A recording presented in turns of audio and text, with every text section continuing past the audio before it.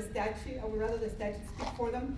And so if you have an opportunity to take somebody to simple battery, you specify subsection A1 so that you can at least give people like me an argument that it is not a crime of moral turpitude, it's not a crime of violence, and therefore this client is not a danger to the community.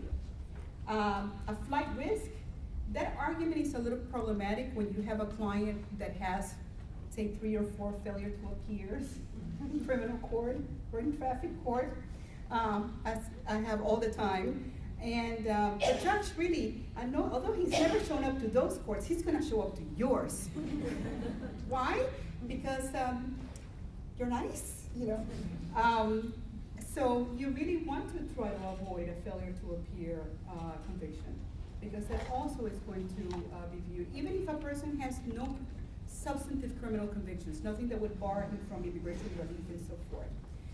A client that has multiple DUIs is also going to have a very hard time proving that they're not a danger to the community, particularly in front of some of our judges, some of our immigration judges. As a matter of fact, there was an immigration judge that has very plainly stated that beyond 1 DUI, you're going to have a really tough time proving that your client is not a danger to the community. And even though I have offered to this judge that I am willing to accept bond conditions that require that my client not drive again until his immigration case is over, that very seldom works. In my experience, I've also had clients who have had multiple DUIs who, by a miracle, I've been able to bond out, and guess what happens?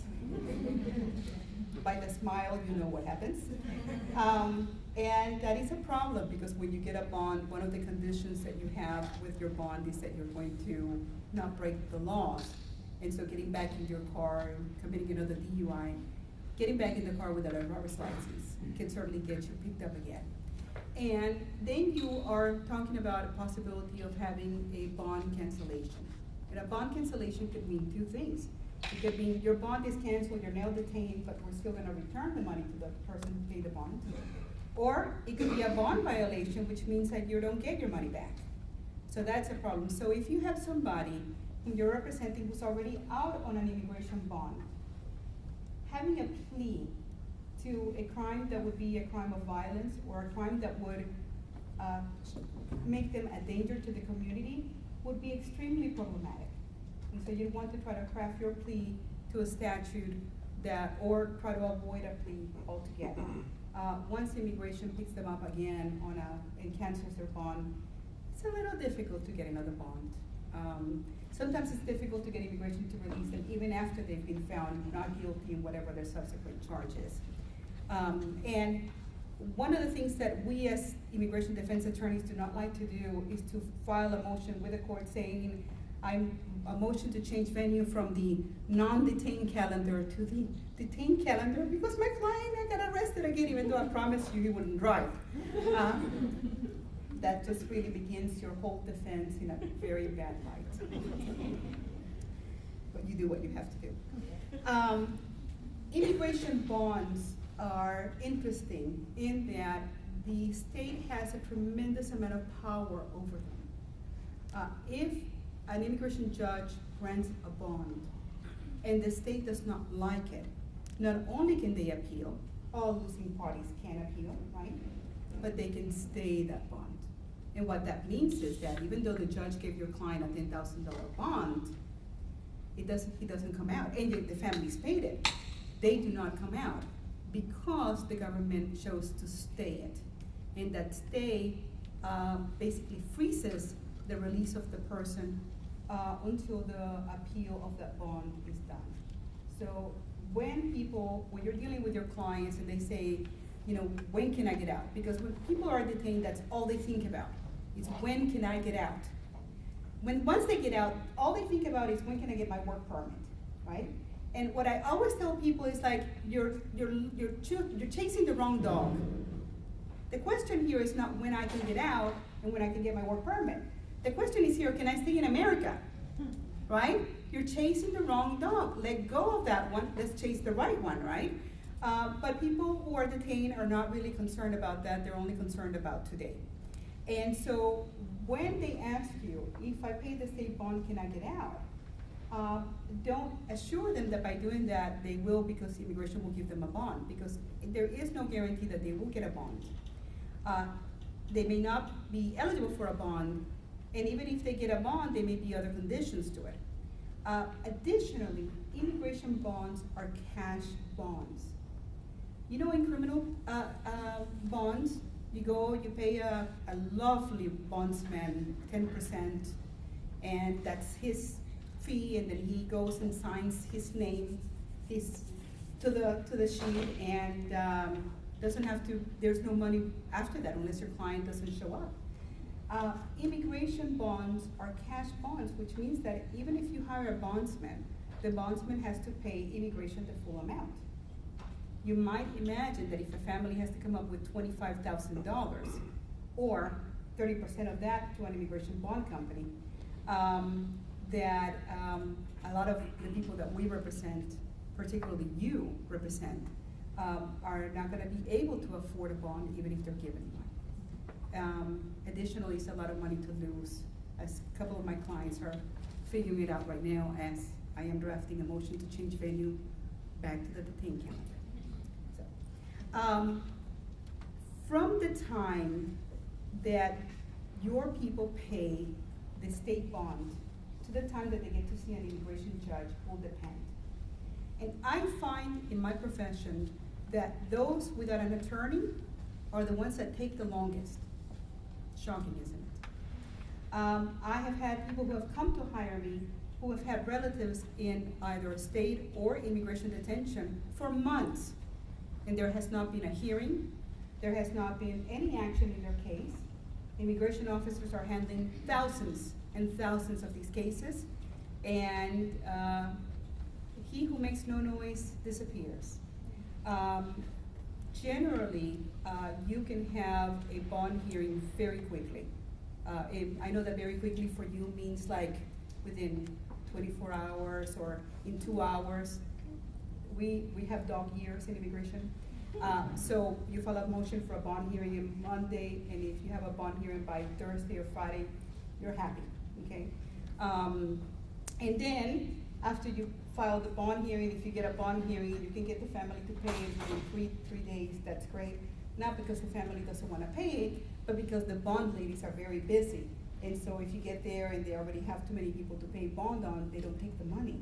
So some families have to go 2 or 3 days, stay all day until the bond lady takes your money and the person gets detained. Incredible, isn't it? I know. Sometimes I have to pinch myself. It's like, did I travel somewhere? Am I still in America? What happened? So you could be before an immigration judge very quickly. There are times, and I will say this in public now because I think all the immigration judges are up to my game and up to the game of many of us. There are times when I file a motion for a bond hearing for people whom I know are not eligible for a bond. I know it, they know it, everybody knows it, my clients know it. But I filed that motion for a bond hearing maybe because I don't want the case to wait. Maybe I want an order of deportation. Maybe one of you call me and say, oh, Carolina, he's facing some big charges, and there is no way that we can defend him. And I said, well, how about if we get an order of deportation and try to get them deported ASAP? Right? Well, ASAP for you is tomorrow. ASAP, dog years, right?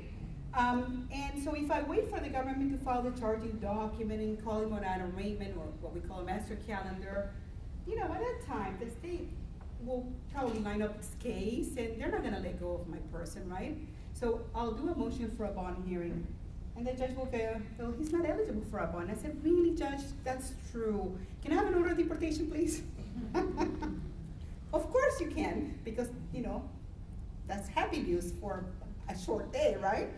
And I have the order of deportation, and then I pray that the state doesn't put a detainer on my immigration release, and so my client gets deported, and you and I have done our jobs. On a couple of occasions, when we have done that and gotten an order of deportation for a client who was facing some unsavory charges, the state has kept up with us and has put the detainer back, so we get the deportation and they're back in state custody. But what you gonna do? You gotta try it if you can. If a person is not bonded out, they could be months in immigration detention while they fight their immigration case.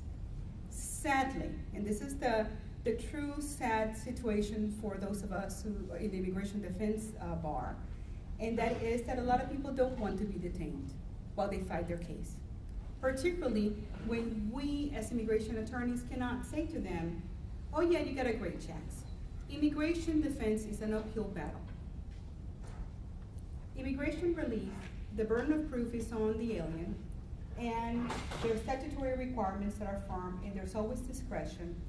And you can give your client a ballpark idea of what their chances are, but you really cannot give them the kind of guarantee that a person wearing a prison jumper wants to hear from you.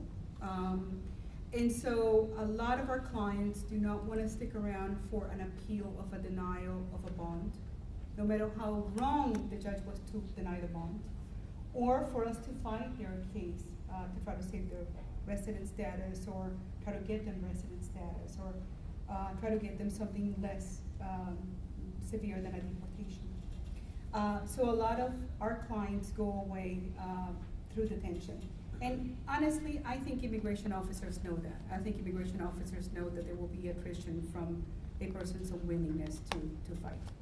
But I tell my clients it's very important, even if we get voluntary departure, and even if you don't get released and you leave for voluntary departure, because a person that leaves for voluntary departure and then enters illegally, not that I would ever advise that, but it happens, like, all the time.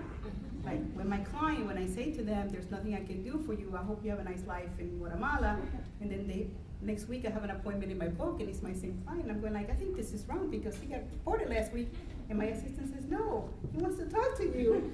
And they come and visit and say, is there anything you can do for me now? Like, what are you doing here? And wow, only a week, it takes me longer to go to Guatemala. My travel agent is apparently not as effective as theirs. But the idea of getting voluntary departure is that if in fact your client chose to re-enter, they would not have a re-entry after deportation, which criminally would have more severe consequences. So that's very important. However, you have to be also concerned about what your plea is vis-a-vis voluntary departure eligibility, right? Aggravated felony. Here is another reason why you should not plead to an aggravated felony, because you want the person, if they have nothing else, to get voluntary departure. And although voluntary departure is very discretionary to an immigration judge, you know, if you can get it, you can get it. So you do have to coordinate these efforts with an immigration attorney, and I say this to you, understanding that you have neither the time nor the connections, nor there is a single immigration attorney that would be willing to take 1 million phone calls, which are what you would have to make every day. But try to develop a relationship with an immigration attorney who can at least give you some guidelines, because you'll have to learn. Yes, ma'am. On the immigration issues, period, are the detainees entitled to attorneys? I mean, I understand that they can come to you, but will the government give them attorneys to defend their deportation? There is an absolute right to counsel. Okay. However, remember, we don't live in the same world as you. And by absolute, I mean absolutely anything you can afford. You have a right to counsel. You have the right to more than one counsel. You just got to pay for it yourself. Oh, really? And for you guys, this is problematic, because I know that if you're representing them, they don't have it, right? The worst part about it is that there are a handful of not-for-profit organizations that do a wonderful job representing people of low-income resources. For example, Catholic Charities, the Latin American Association, GAIN, wonderful people doing great work. But these agencies are extremely overwhelmed, and they have some significant parameters around what they will take.